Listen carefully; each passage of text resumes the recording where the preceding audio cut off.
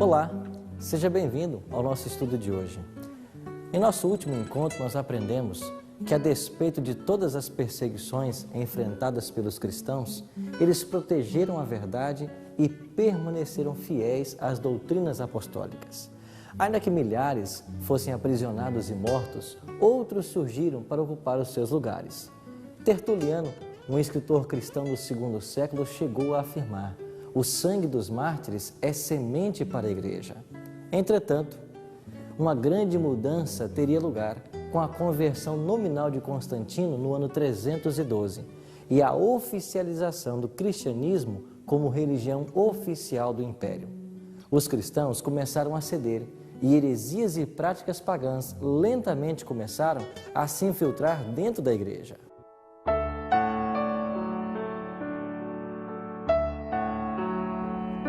Essa transição foi assinalada pela última grande perseguição aos cristãos.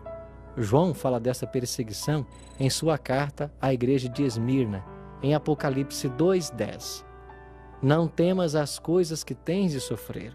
Eis que o diabo está para lançar alguns de vós na prisão, para que sejais provados, e tereis tribulação de 10 dias. Sê fiel até a morte, e dar-te-ei a coroa da vida.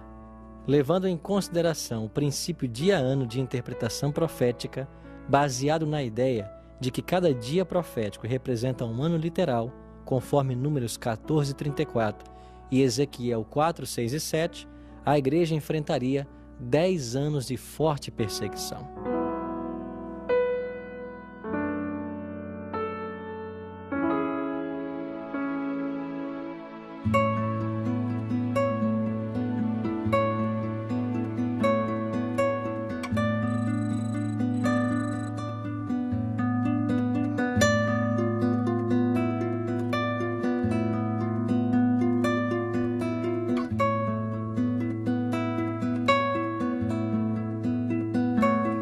Este período, na história, se cumpriu dos anos 303 a 313.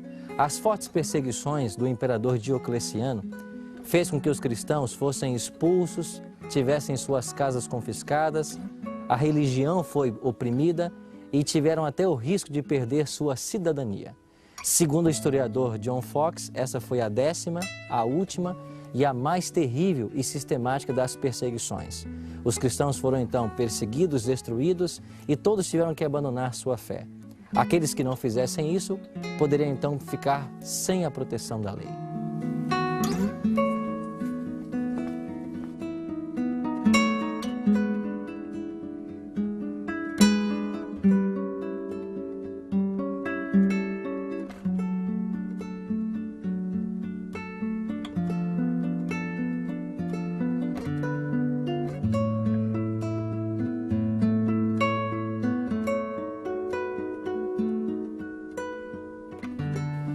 Neste período de 10 anos, os cristãos eram encerrados nos templos e depois ateavam-lhes fogo, com todos os membros no seu interior.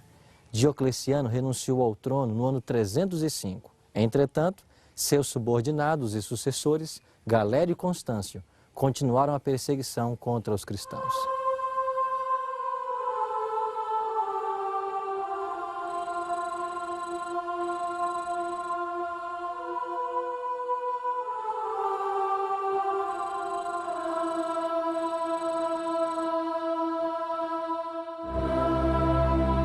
Essa perseguição durou até o ano 313, quando Constantino, o primeiro imperador cristão, fez cessar todos os propósitos de destruir a igreja, assinando o Edito de Tolerância de Milão.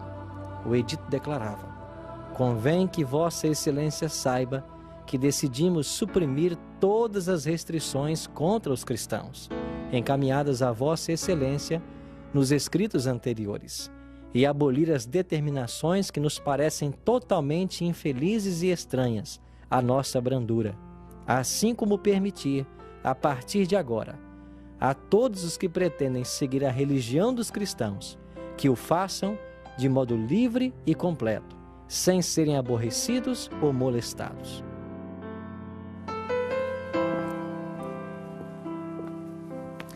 Este edito declara que o Império Romano seria neutro em relação ao credo religioso. acabando oficialmente com toda a perseguição, especialmente do cristianismo. A aplicação do edito fez devolver os lugares de culto e as propriedades que haviam sido confiscadas dos cristãos e deu ao cristianismo e todas as outras religiões o estatuto de legitimidade.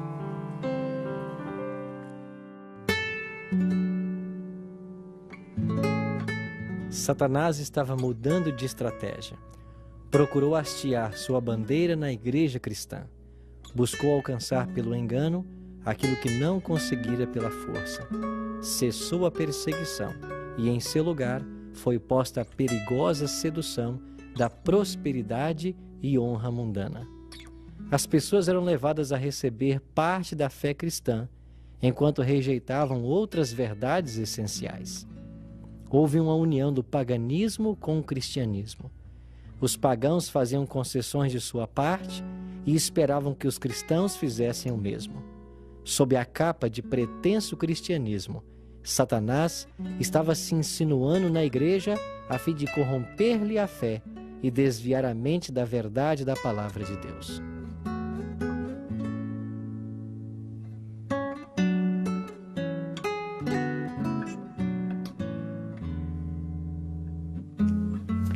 Em 305, Diocleciano renunciou ao cargo.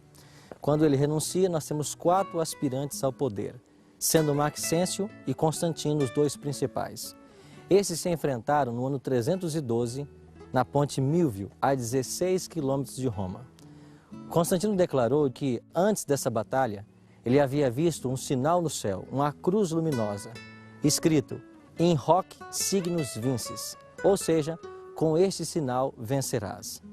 Constantino venceu Maxêncio, que morreu afogado ali no rio Tibre. Em 330, ele transfere a sede do seu poder para Constantinopla e, mais tarde, adota essa cruz como símbolo do seu exército.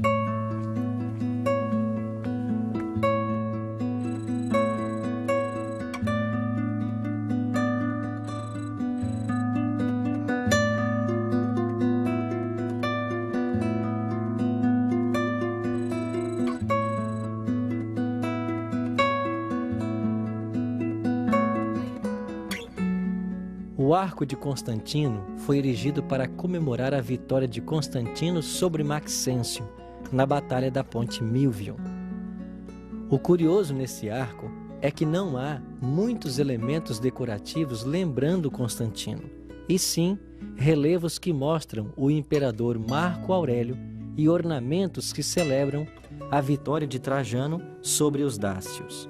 Isto acontece porque os artistas do final da civilização romana, de estilo duro e expressionista, recorrem a curiosos sistemas de aplicar a esses arcos ornamentos e estátuas provenientes de monumentos mais antigos. A poucos quilômetros do Arco de Constantino, nós temos a Basílica de São João de Latrão. É a catedral do Bispo de Roma, o Papa. Seu nome oficial é Arquibasílica do Santíssimo Salvador. Como catedral da Diocese de Roma, contém o trono papal, o que a coloca acima de todas as igrejas do mundo. Tem o título honorífico de mãe e cabeça de todas as igrejas de Roma e do mundo. Foi fundada por Constantino para ser a principal igreja de Roma. Era a única dentre as 3 grandes basílicas construídas que se encontrava no interior dos muros que cercava a cidade, e por isto serviu de catedral e foi aberta ao público. A dedicação oficial foi presidida pelo Papa Silvestre I no ano 324. É uma das 4 basílicas patriarcais de Roma. As basílicas patriarcais são caracterizadas por uma porta santa, que hoje se abrem a cada 25 anos, e um altar papal. As outras 3 basílicas são Basílica de São Pedro, Vaticano, fundada sobre a sepultura do apóstolo Pedro, a Basílica de São Paulo e a Basílica de Santa Maria Maior, construída durante o pontificado do Papa Sisto III e dedicado ao culto de Maria, Mãe de Deus. Durante a Idade Média, foram realizados 5 grandes concílios ecumênicos na Basílica de São João de Latrão, conhecidos como os Concílios de Latrão. Sua modificação mais importante data de 1650, quando o Papa Inocêncio X chamou Francesco Borromini, que transformou a Basílica de 4 naves laterais em uma igreja barroca. Entre 1733 e 1736, Alessandro Galilei acrescentou a fachada monumental que marca o apogeu do barroco em Roma. Altas pilastras e colunas dividem a parede em 5 seções com uma central. Uma balaustrada adorna o ático com imagens dos santos.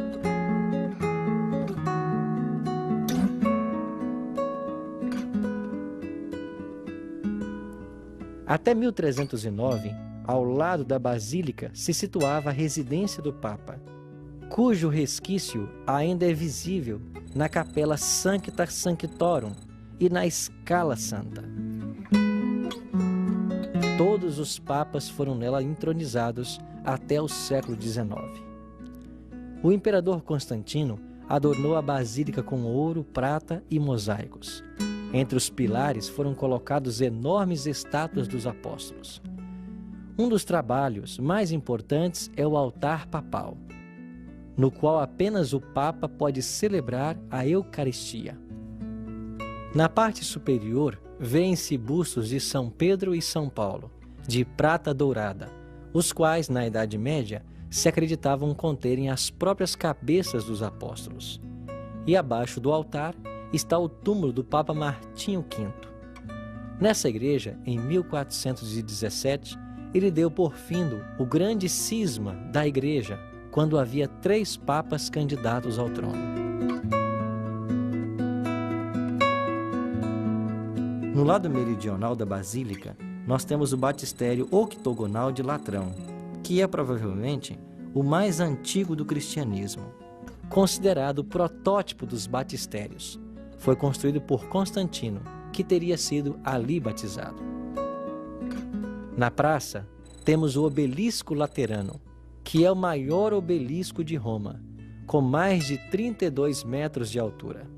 Este obelisco foi construído na época dos faraós Tutmoses III e Tutmoses IV, 15º século a.C.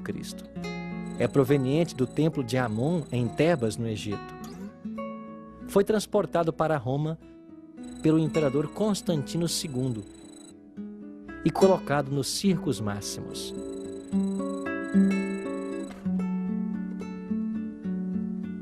Refundido em 3 partes em 1587, com o obelisco Flamínio, foi erigido novamente em sua atual posição em 1558, sob a supervisão do arquiteto Domenico Fontana, por solicitação do Papa Sisto V. Nele, lemos a inscrição: Constantino pela cruz vitoriosa, foi aqui batizado por Silvestre.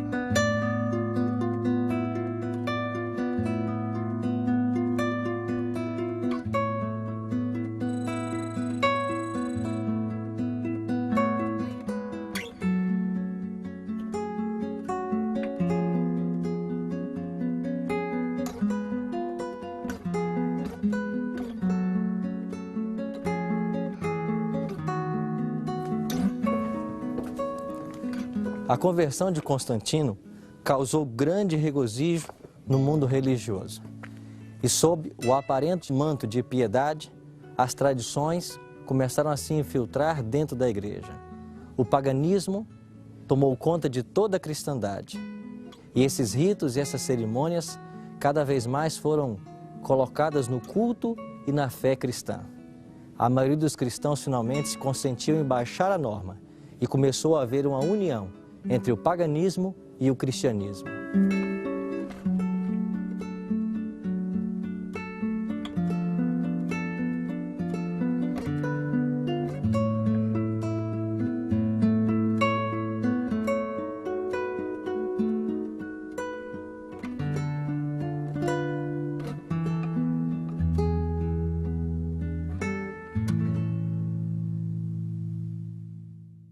Uma clara evidência da autoridade exercida pelos papas durante os 1260 anos de supremacia papal foi demonstrada no trato do Papa Gregório VII com o imperador alemão Henrique IV.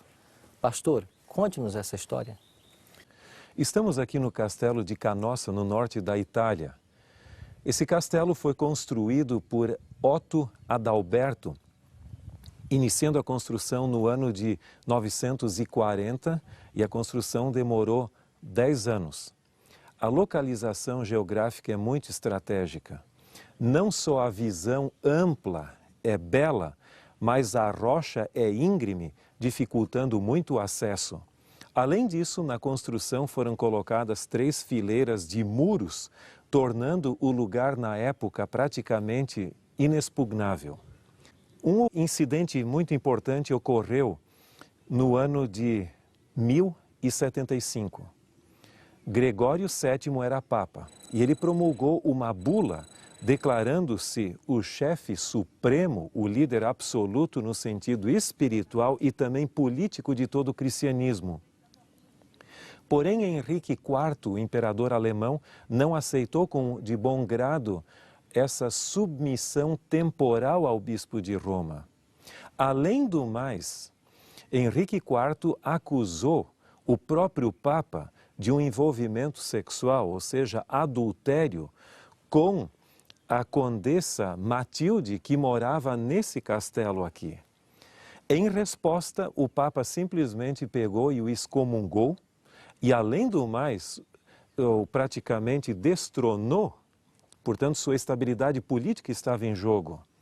O Papa Gregório VII era muito amigo da condessa Matilda, que morava aqui no castelo de Canossa, e decidiu passar até mesmo o inverno de 1076 a 1077 aqui nesse lugar.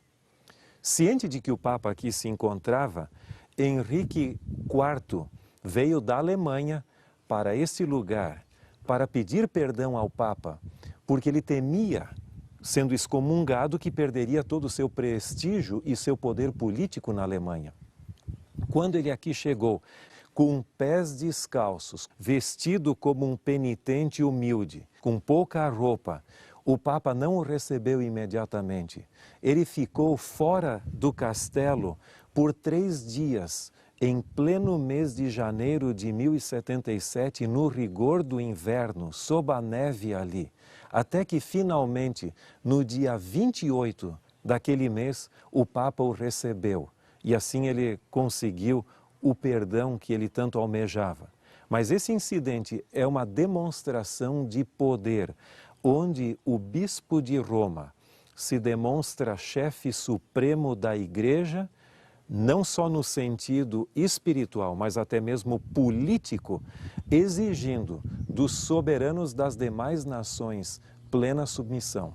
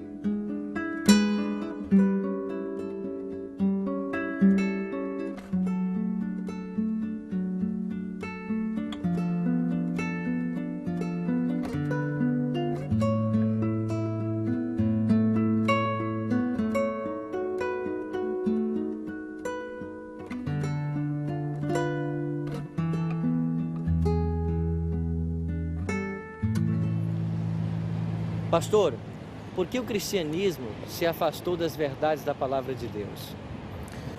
O cristianismo pós-apostólico sofreu o mesmo processo que nós já mencionamos em algumas ocasiões, que é, depois da morte dos pioneiros e daqueles que conheceram os pioneiros, normalmente o movimento religioso acaba sendo reabsorvido pela cultura que originalmente tensionava reformar. E foi exatamente isso que aconteceu com o cristianismo, em geral. Enquanto os cristãos estavam mais concentrados em Jerusalém e na Palestina, o cristianismo tendia a ser mais conservador e leal aos princípios da palavra de Deus. Mas no momento em que o cristianismo saiu para o mundo helênico e depois para o mundo pagão em si, ele não conseguiu suportar a tentação paganizadora do Império Romano. E muitos dos elementos da religião pagã acabaram sendo incorporados, melhor dito, e absorvidos pelo próprio cristianismo. E como foi o fortalecimento ao longo da história da Igreja Romana? Haviam vários bispos e eles tinham basicamente a mesma influência entre si. Mas mais e mais o bispo de Roma chegou à conclusão de que ele era superior aos demais bispos da sua época. O que contribuiu para isso foi, por exemplo, a conversão de Constantino em 312, quando o imperador romano se tornou cristão. Isso fortaleceu bastante a igreja cristã. Um outro fator interessante foi, no caso, a transferência da capital imperial de Roma para Constantinopla, em 330. Com isso, o bispo de Roma ocupou o espaço que até então era normalmente exercido pelos próprios imperadores. E ele ficou sozinho aqui em Roma para exercer essa liderança e ocupar esse espaço que fora deixado pela transferência do imperador Constantino de Roma para Constantinopla. Além disso, você vai ver que um dos maiores teólogos católicos, considerado Santo Agostinho, ele escreveu entre 413 e 426 a sua famosa obra intitulada A Cidade de Deus. E aquilo era uma proposta de uma teocracia cristã, logicamente liderada por Roma. Carlos Magno, o imperador, procurou colocar na prática os princípios expressados na obra de Agostinho. Outros fatores contribuíram, como, por exemplo, a conversão de Clovis, dos francos, que deu força e apoio à Igreja de Roma da perspectiva ocidental. Posteriormente, Justiniano contribuiu também significativamente do lado oriental do Império Romano para dar força à Igreja de Roma. Agora, essa perseguição e este domínio duraria por quanto tempo, segundo a profecia bíblica? De acordo com o livro de Daniel e também do Apocalipse, isso duraria por 1260 anos. Ou seja, você tem vários períodos, você tem a expressão tempo, tempos e metade de um tempo, mencionada em Daniel capítulo 7, verso 25 e repetida no capítulo 12 também. No Apocalipse é usada a mesma expressão, bem como 42 meses e 1260 dias. Elas são sinônimas e representam esse período, que historicamente tem sido datada de 538 até 1798, quando o general Berthier veio, aprisionou o Papa e o levou a cativeiro. E isso foi interpretado por muitos como um cumprimento da profecia bíblica, como o vigário, filho de Deus, podia ser aprisionado por um exército e levado para outro lugar. Muitos criam que isso tinha um significado bíblico e chegou-se à conclusão que dali para frente naquela data começou o tempo do fim que se estenderia até a volta de Cristo. Pastor, que lições podemos tirar da experiência desse poder e do fato como a palavra de Deus foi esquecida, as verdades lançadas por terra? Isso ensina para nós hoje adventistas e para os cristãos modernos alguma lição? Eu creio que Deus sempre tem o seu tempo. Muitas vezes parece que as coisas prevalecem numa direção, mas o Deus que controla a história tem o seu tempo apropriado, no qual a verdade é restaurada a despeito de todas as dificuldades e problemas que ocorrem.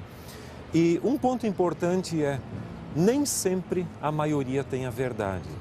Pelo contrário, normalmente o poder da tradição é muito mais forte ou seja, o peso da inércia da tradição é muito maior do que a gente imagina.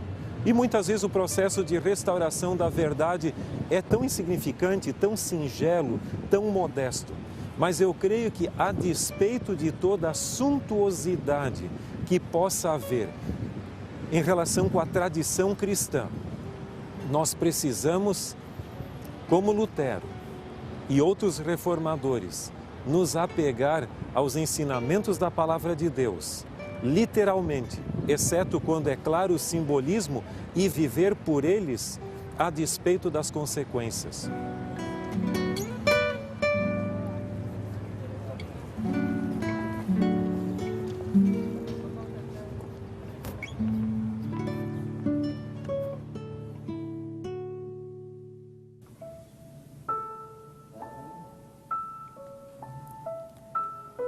Nem sempre a maioria tem a verdade. É por isso que a Bíblia nos admoesta em Êxodo 23, verso 2. Não seguirás a multidão para fazeres o que é mal. Talvez, ao terminarmos o estudo de hoje, você esteja muito surpreso com várias revelações que aqui foram feitas. Mas permita-me dizer algo muito especial para você.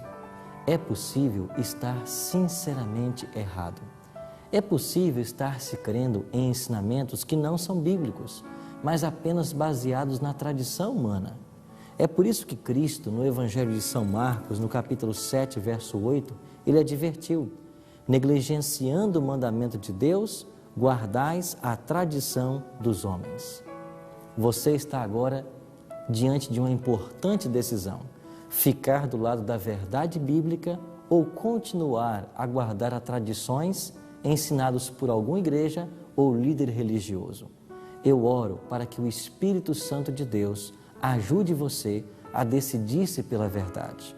Por isso, queria convidar você agora a tomar uma importante decisão.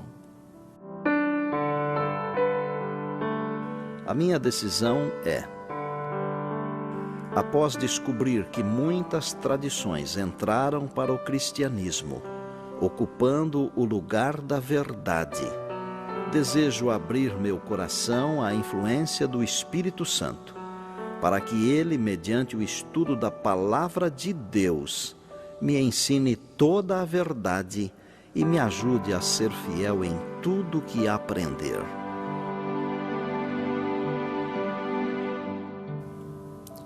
Se esse é o seu desejo, ore comigo agora. Bondoso Deus e Pai, ajuda-nos a termos sabedoria para buscar o conhecimento da Tua Palavra, que nós não nos prendamos às tradições e ensinamentos humanos, mas que o Teu Espírito nos ensine as verdades da Tua Palavra e que nós recebamos a graça dos altos céus para permanecermos fiéis a todos os Teus ensinamentos. Isso te oramos em nome de Jesus. Amém. Ainda que falsas doutrinas e heresias tivessem sido incorporadas à doutrina da igreja, a verdade de Deus não ficaria para sempre esquecida. Deus, em vários países, levantaria um movimento de reforma. Um desses povos, os valdenses, povo piedoso e simples que habitava o sul da França e norte da Itália, manteve por mais de 1000 anos acesa a chama da verdade. Em nosso próximo encontro, aprenderemos com mais detalhes sobre a sua história.